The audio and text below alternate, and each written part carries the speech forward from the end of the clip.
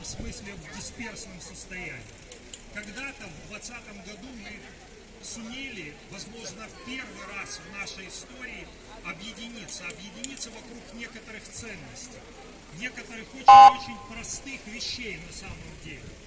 Эти простые вещи заключались в том, что мы хотели просто-напросто свободно и честно жить. И мы просто-напросто хотели, чтобы в Республике Беларусь не было политических заключенных, чтобы в нашей стране не было узников совести.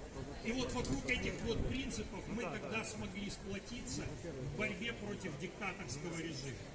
Сейчас временно мы, как, возможно, когда-то евреи на протяжении своей истории оказались в рассеивании. Но мы находимся в разных странах, и в этих странах мы учимся. Ведь всегда есть что интересного нужно узнать, что интересного нужно заметить в той или иной стране.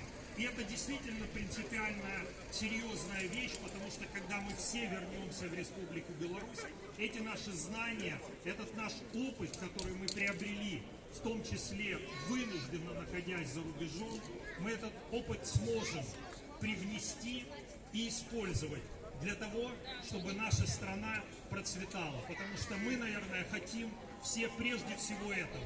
Мы хотим, чтобы Республика Беларусь была богатой, процветающей страной.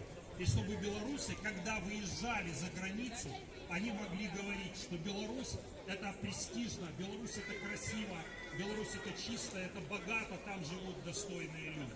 Сейчас у нас есть одно препятствие, всего лишь одно, которое нам надо каким-то образом преодолеть. Подвергнуть деконструкции вот этот режим, разломать его и привнести в Беларусь демократию. На самом деле мы хотим не просто поменять одного человека, мы хотим изменения всей системы ценностей, мы хотим, чтобы у нас